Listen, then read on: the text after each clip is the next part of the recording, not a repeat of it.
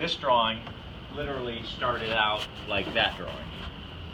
Now right at the, I said not to erase, right?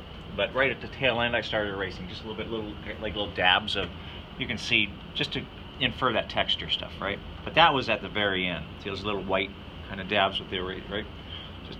Just to kind of create that, so there's a dark and a light, and it kind of creates this little kind of undulating or rough surface on the potato. Okay, but this drawing started out like that.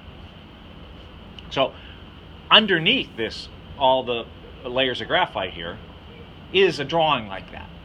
And other ones, like maybe, you know, think about 50 versions of this exist underneath it before I get to this. That's the way you want to look at a drawing. It's like layering, okay?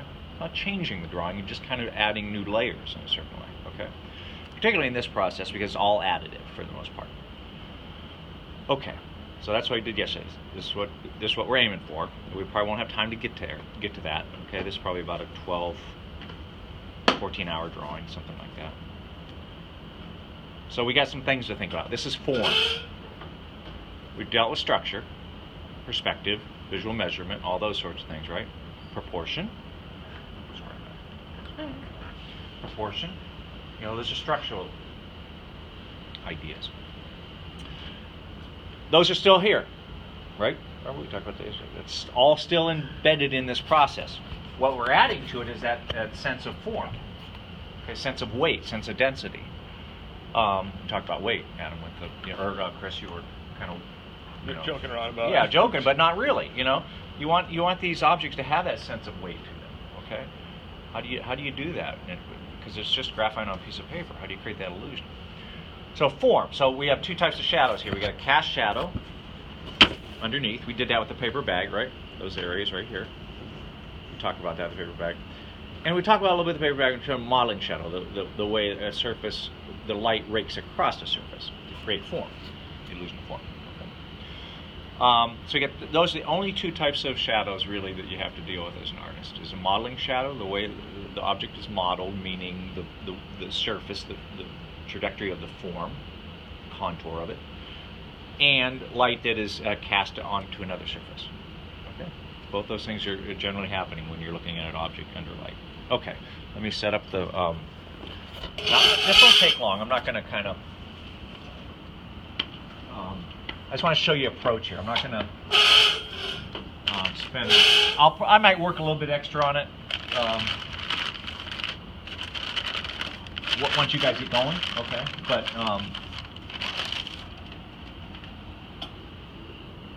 otherwise, no. Okay, so you got to configure your composition. So think about it. It's just two objects, you know, that you're going to live with for the next 2 weeks. How do you want it to look? What is the relationship between the two things? You think deeply about this stuff. These can become symbolic, right? Creating an energy with them. You know, they're kind of like two people talking to each other. Kind of half joking, but not really. You're drinking coffee. Huh? Drinking coffee. Yeah, drinking coffee, just having a discussion about life.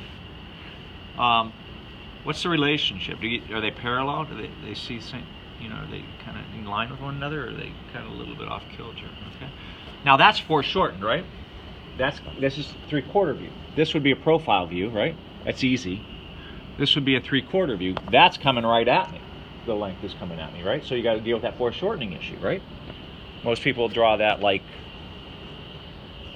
long, like you're looking at it from above, right? Actually, it's shaped more like that. It's coming at me, okay? So you got to think. To me, it looks bigger in the back than it does in the front. And well, that's the shape of it, because of the shape of it. It's this side. This is bigger than this, anyways. Okay. Mm-hmm. So it is true, and that's because of the shape of this thing, not because of perspective. Okay. What's happening in terms of perspective is that this is shortening down. If I were to measure this right here, even though this is longer in this dimension, this is these structural things that you're like right now. The length of it versus its width is fits, or height. Let's say. Fits in length 1, 2.5 times. Now, length, right, mm-hmm. versus the width of it, right, mm-hmm. is pretty near 1 to 1. So just me moving it long dimension towards me. Didn't change its long dimension, but it changed the way I viewed it, right? So those pitfalls are going to be always with you. You always got to kind of check that stuff out. Okay. So the next thing I want you to think about is lighting. So what you want to do is you want to get these potatoes, these souls, these people, these entities, close enough to you so that when you light them, the top of them up, you're not lighting up the background. You want to have, not everybody can see it, but most people can from behind me. I got a quite considerable dark background back there, right? I got nice high contrast. I'm losing a little shadow here on the front of these things, so it's a little wimpy looking to me, right? I'm not getting that really nice shadow. So to do that, I got to kind of move the light back a little bit. See how I'm starting to increase the density of the shadows, the form, right? Modeling shadows. See how dark that's getting? See how dark that's getting, right? But if I go back too far, then I'm starting to light up the background. That's no good. So you got to find that happy medium. Okay. Lighting's really important. Yesterday, student started drawing, right? Chris, you lit yours, right? Are you happy with that lighting, or are you? No. Okay, you got to play that. We're gonna take that light and raise it up for a second. Just go way up with, no, way up. Okay, so that's the way the student came into the class, right? The light was up like that, right? So I talked about lighting, and I looked over, and the student starts drawing the potatoes, and the light's still up there, right? They didn't touch the light, right? So they didn't process that. They didn't think about it. Really good student, but just, just kind of didn't enter his mind. Why? Because he's so fixated by the shape of these things, right? And of course, his drawing right away drew those potatoes and didn't have anything else to do, right? So slow down. Think about the process. Okay. I'm going to have you draw these without drawing the outline. Very important. Okay? How do you do that? You just start scribbling. And scribbles go everywhere. Even on these highlighted areas, I have scribbles. Okay? I have scribbles. The foreground scribbles. Scribbles are everywhere. Okay? It's just that I'm hanging out longer in the darker areas. I'm not pushing harder. I'm hanging out longer. Okay? And make it a scribble. Make it like a figure eight. Up, down, left, right. Up, down, left, right. Up, down, left, right. I don't want parallel hatches, as that's called parallel hatching. Okay? You don't want to go the same way.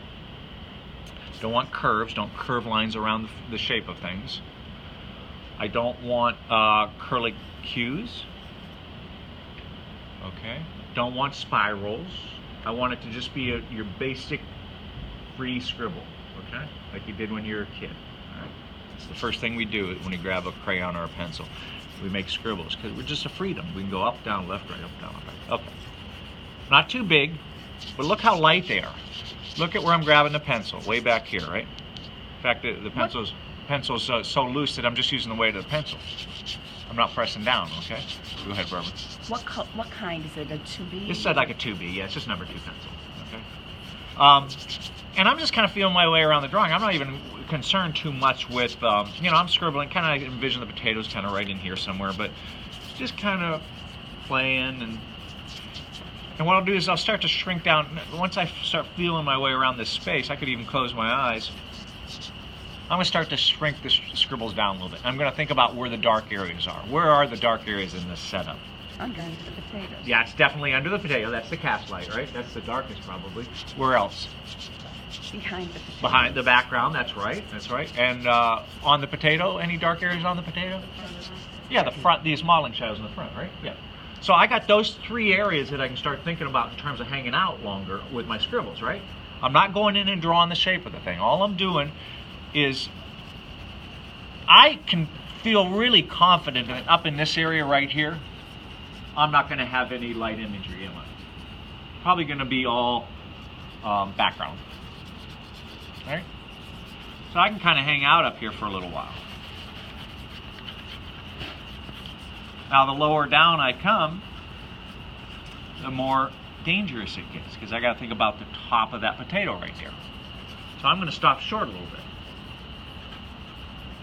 I'm kind of envisioning it. It's my imagination. We always say, do you have an imagination as an artist? Well, and we think about that in terms of drawing unicorns and fairies. But it's more of a visual imagination. You have a visual imagination. Can you imagine the visual world before it happens in terms of what you're drawing, right? Okay. So I'm going to envision the top of that potato right there somewhere. And I see a little kind of triangle right there. And I am envisioning the top of the other potato kind of right in here. I haven't controlled the edges like that yet, right? That's hours from now. But what I am doing is starting to hint at the shapes and forms. And you're also making the potatoes much larger than they appear in real life. Yes, I'm scaling them up. That's right. Yep, exactly. Yep, you mentioned that. Yeah, in terms of composition, what suits the composition. That's right. Okay. Now I can feel, if the top of the potato is going to be right in there, my imagination is kind of seeing that. I can see that maybe this end right here will be down in here somewhere.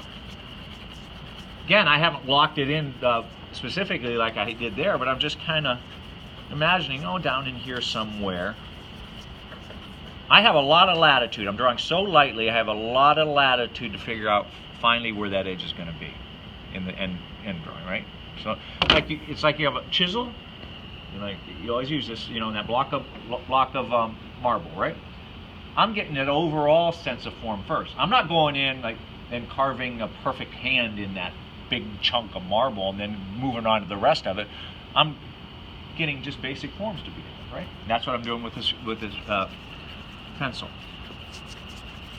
And then I know down a little lower maybe will be the cast shadow, right? So I'm just going to kind of lightly scribble in there. Right in this area maybe. We tend to think things are kind of always lined up with one another. This and this kind of happen to be so, but this is a little lower than this. Okay, so the cast shadow of this potato might run down a little lower than the cast shadow of this potato.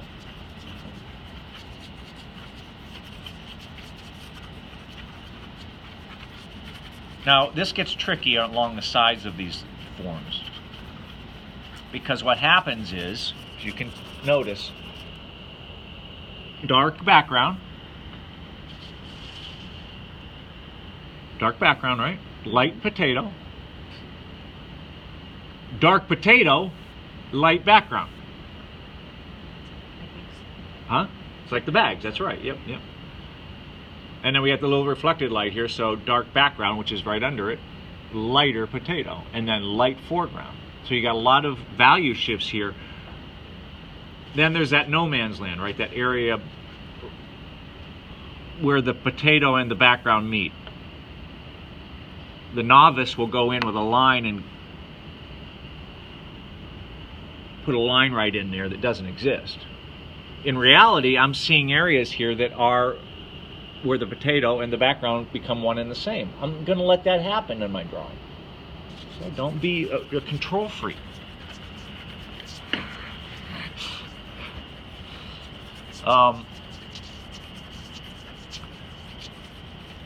It's it's not accidental that I have brown paper and brown objects, right? I want to kind of focus on the value shifts, right? So if there are areas where they blend in with one another, let it be. Okay. So then just a little bit down here.